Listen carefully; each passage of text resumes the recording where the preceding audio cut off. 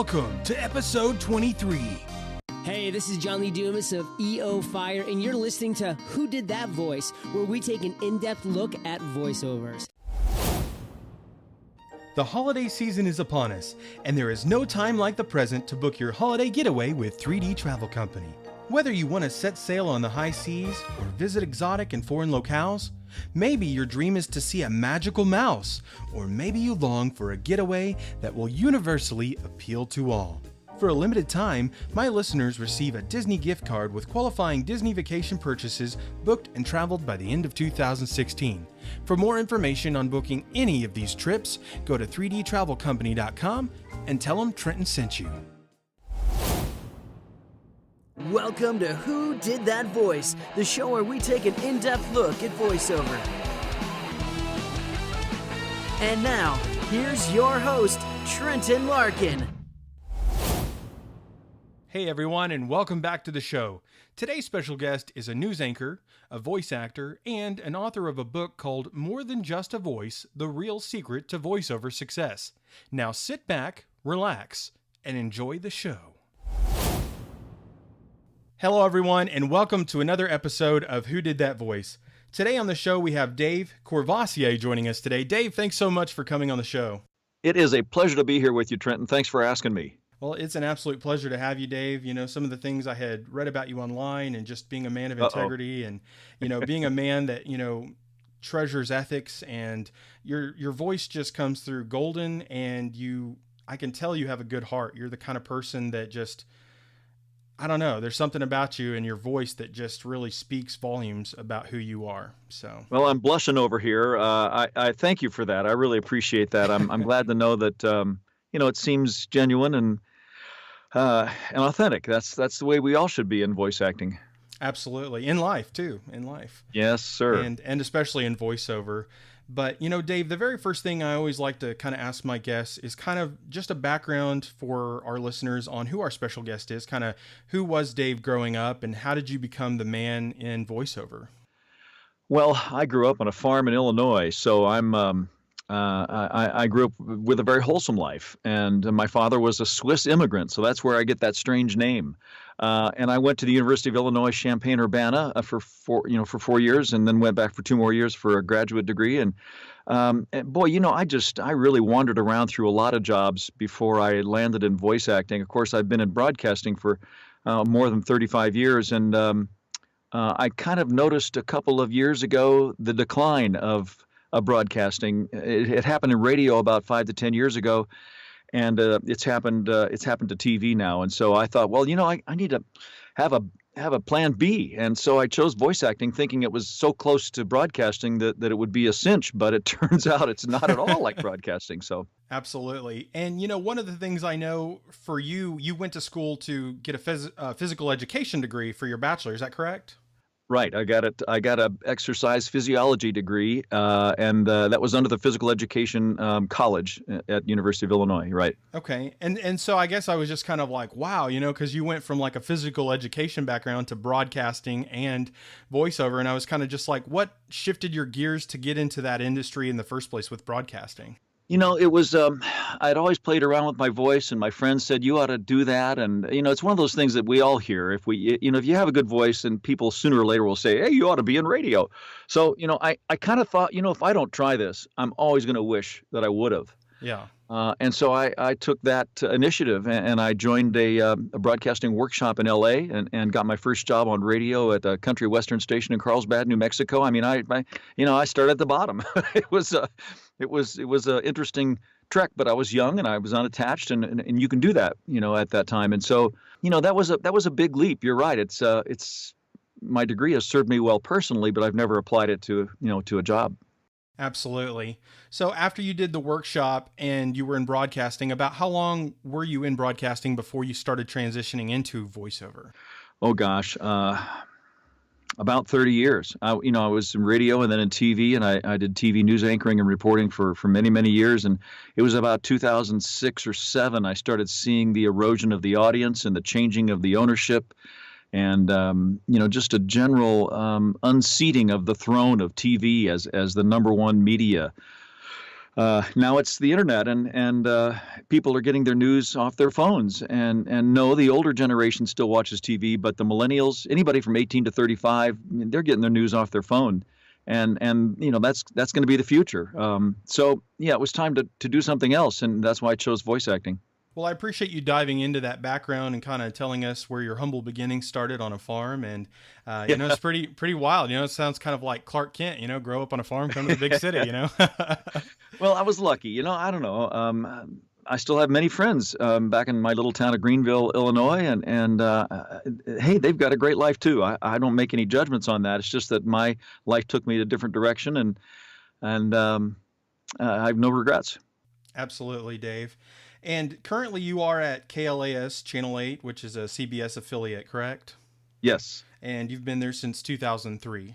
Right. I've been at KLAS for 13 years. Now, before that, I started in 1985 and worked 13 years at the NBC affiliate in Las Vegas. So in between, I took a 5-year hiatus and worked at a CBS affiliate in Cape Girardeau, Missouri. So the move back to the Midwest was a personal choice because my parents were aging and I couldn't do their care long distance. So I moved back to the Midwest, closer to them, spent 5 years at a CBS affiliate there in Cape Girardeau, which is my wife's hometown. And then when that resolved itself, I knocked on the door of Channel 8, the station where I'm working at right now. They needed an anchor, and so that's the end of the story. I've been here for 13 years, and I've worked 26 years in the Las Vegas market, and that that familiarity with the audience is a real plus for a news anchor. It's that comfortability factor that viewers say they want, and they feel reassured by seeing that same face on the air day after day, and I provide that. So that's like I said, job security. Absolutely. And the fact that you have such a smooth voice, I'm sure that doesn't hurt either. It's the funny thing about TV is people don't realize is most of it is VO. It's you introduce a story and then they take the pictures and then you're talking underneath that. So very little of it is on camera. Doesn't hurt to have a nice face when you're on camera, but a lot of it is voice. Yeah, very true. And, that's one of the things about our show, or my show, that I like to try to show people is that voiceover is more than just animation, that it can be that aspect that you use in the news. And that's fantastic. It's a great example of another way voiceover can be used in the industry. So I really appreciate you sharing that with us. Sure. Well, Dave, I know you've done a lot of different voiceover jobs for audiobook publishers, documentaries, and commercial spots. What are some of the other kinds of voiceover projects that you've worked on?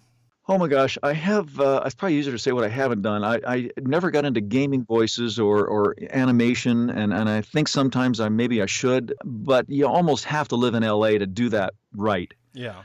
And so, I'd say my bread and butter is probably, e-learning and corporate tutorials, productions that involve education. And the reason for that is I can almost do it without thinking because it's so close to the newscast delivery. It's a straightforward delivery with not a lot of emotion. It needs to be conversational and comfortable, but it's not the kind of theater work that they expect out of you when you do audiobooks. And yeah, I've done some audiobooks. They're fun to do. They really ask a lot of you as an actor, and I enjoy that challenge. But, the pay scale is just not there. And I was spending a lot of time at the mic, and then the check came, and I'm thinking, all this is all I get, for spending 13 hours at the mic and then editing for another 13 hours. So, e-learning has been the key for me in success. And here's another thing that I like about e-learning is you're dealing mostly with corporate clients, and they're not in the media world. Yeah. So they don't, they don't quite get all this stuff about, rates and unions and things. They just want to know that you're reliable and dependable and that you have a good relationship with them. You stay in communication with them and you negotiate a price up front and you stay with your contract and that's what they're looking for is a reliable partner in their business. Absolutely. Someone they can trust and come back to time and time again should they need to. So that's fantastic. Right. Well, you've done so much, and it would be great to see you in some animations and some video games because you do have a stellar voice. And I'm a gamer. I don't play as actively now that I do my show between life and school and my wife and just everything going on. But sure, I would love to hear you in some video games. In fact, I think you would make a good James Gordon on Batman. Alrighty. So Detective Gordon, but. Anyway, Tell us a little bit about your book, More Than Just a Voice, Dave. Well, so it started with about 1 million calls that I've gotten, 1 or 2 a week, and it's usually from a guy who's got an unbelievable set of pipes. Hi, my name's Bob, and everybody says that I should be in radio, and I thought I'd call you. Yeah. And I'm like, okay, Bob, I know you want to be a voice actor, and you've got a great voice, obviously, but it's only about 15% of the formula for success in voice acting. The other 85% is being a good business person. I've written a lot of blogs about that, and I write a daily blog 5 days a week, have been for 8 or 9 years. I've written over 2,500 blog articles, and there was a ton of great information in those blogs. So I started to collate those blogs into a book. I made a book out of my best work, written work. It turns out that there's an audience for that out there, and I chose the title because, as the saying goes, it takes more than just a voice. Yeah. You have to be a good business person and a good freelancer and a good relationship person, a good promoter, a good marketer. It takes more than just a voice. Well, absolutely. And that's something that I didn't even realize when I started my podcast, because initially I did it because I do have a huge passion for voiceover and would love to get in it myself someday. But right now, my focus was the podcast. And I didn't realize that when I was starting out to do podcasting, I was doing more than just creating a show.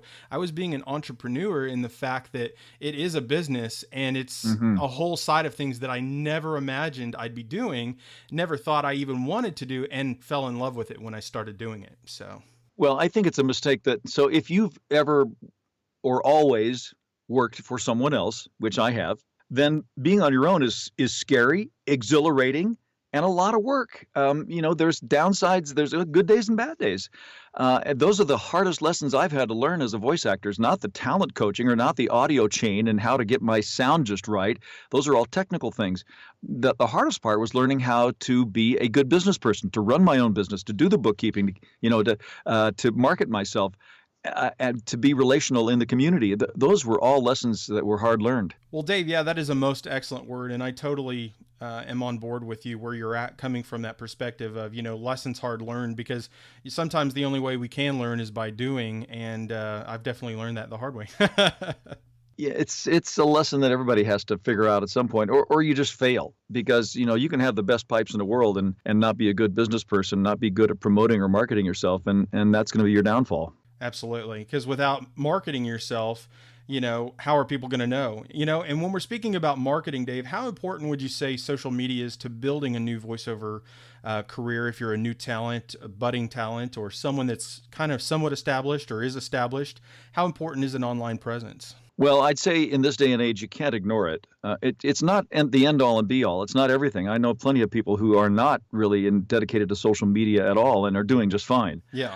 But I think going forward, it's something you just can't ignore. I dived into it head first because I thought it was an excellent way to market myself, mostly for free. And it's worked out for me pretty well, but it's also taken a lot of hours. I mean, it's not something you can just, set up like a website and walk away. You've got to interact. It's a conversation, and that means you've got to be there to do your own customer service. And that customer service is usually, talking to people, being in conversation, acting and reacting to what you see online. Absolutely. And our world has just become so socially connected by the social medias.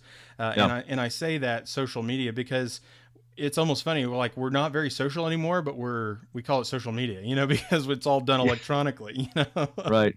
There's a certain divide there, and as we all know about the internet, people hide behind that anonymity to do and say bad things, and that's unfortunate. It's kind of like road rage in a sense because you're hiding behind the car. But there's also a lot of good that comes out of that social interaction. And no, it's not personal. You don't have that person right there looking you in the face and shaking your hand.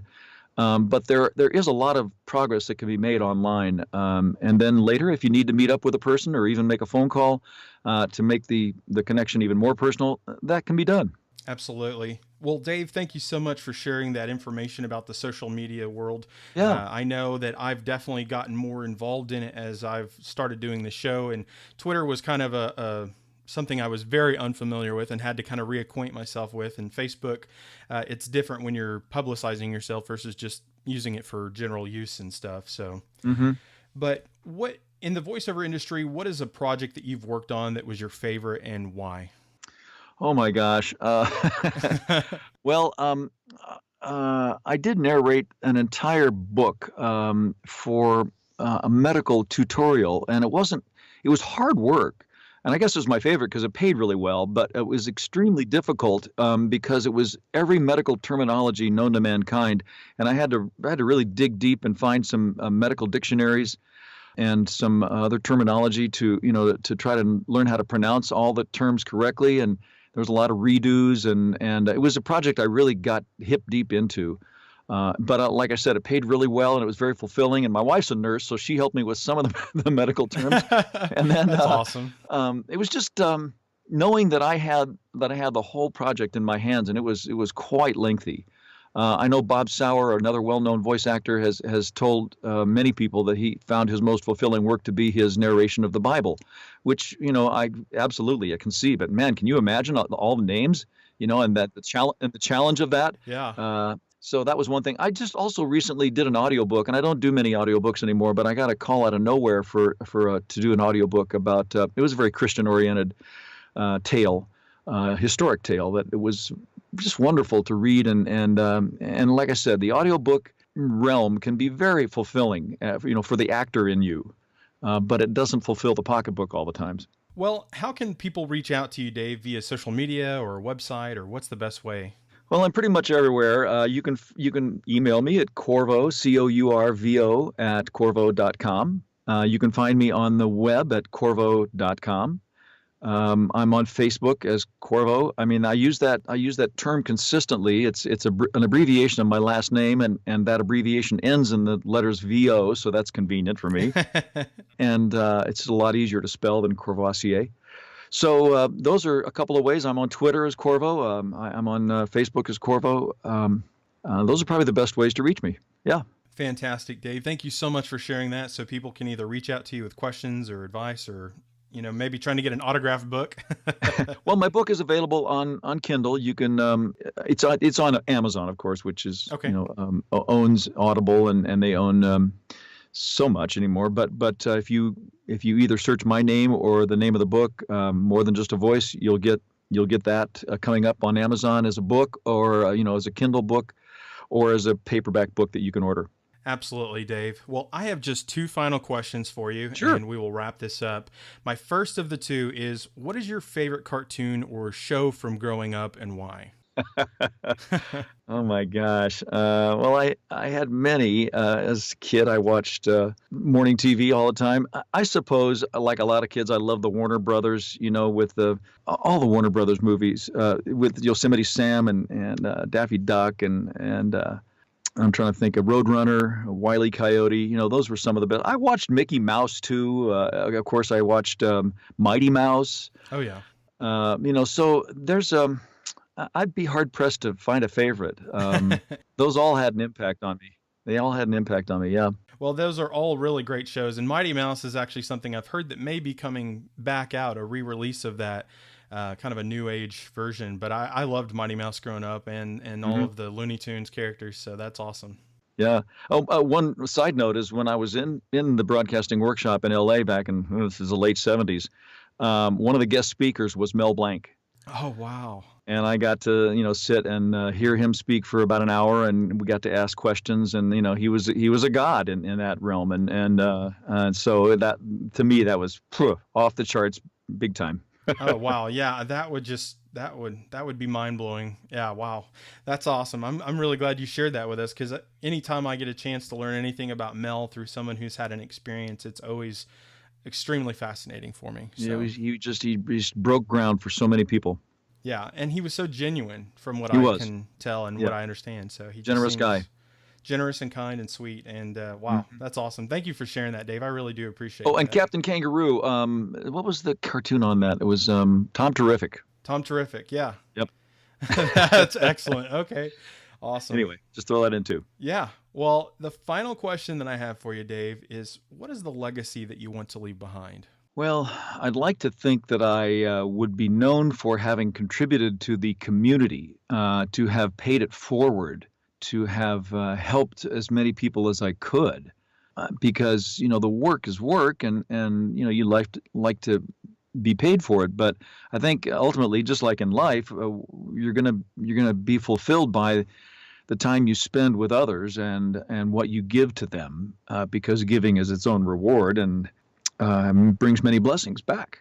Absolutely. I totally agree with you, Dave, because I've always been a giver myself. So I really appreciate you sharing that with us. And, I think as a giver, you end up returning so much just from the joy you can bring others by helping them and assisting them, and just the impact you've had on the voiceover world. I know it's an honor for me to have you on the show, and it's wonderful to learn from you and just hear your stories firsthand. And I really appreciate your time. So, Trenton, anytime. It's good to get to know you too, and I'm happy to share that stuff. None of it's a secret, and if it'll help someone, then all the better. Absolutely. Because what better way than to help others in life and, reap the benefits from just knowing that we're helping other people, So true. Yeah. Well, Dave, it has been an absolute honor and pleasure to have you on the show today. Would you please just give us a closeout? This is Dave Courvoisier on Who Did That Voice? Well, everyone, I hope you enjoyed today's episode with Dave Courvoisier. And if you did, please stop on by my Contact Me page on my website at www.whodidthatvoice.co or .org. I'd love to hear from you. Hey everybody, a big special thank you to New World Comics this week for the giveaway prize. They are located at 6219 North Meridian Avenue. They're in Oklahoma City, Oklahoma at zip code 73112. If you get a chance to go inside and say hey to Buck and his crew, please do, and let them know that Trenton sent you from Who Did That Voice. Hey everyone, this week we have a second giveaway for a local Oklahoma City resident. It's to a store called The Grotto in the Quail Springs Mall, Suite 122. They do salt therapy, and the gift card is for one of their special salt inhalation therapy sessions. It helps open up your lungs and your airways, so a very big special thank you to The Grotto, who is the first established halotherapy location in Oklahoma. Thank you guys so much. Well, everyone, that's all the time we have for this episode. Join us this Tuesday for our next midweek special with Garrett Vandenberg. Garrett is an author and composer of music, the writer of my theme song, and a voiceover actor. You won't want to miss this episode. Hey, are you ready to win some awesome prizes? All you have to do is like our Facebook page or follow us on Twitter for your chance to be instantly and automatically entered for your chance to win. Thank you for joining us today. We'll see you next time for more discoveries on Who Did That Voice.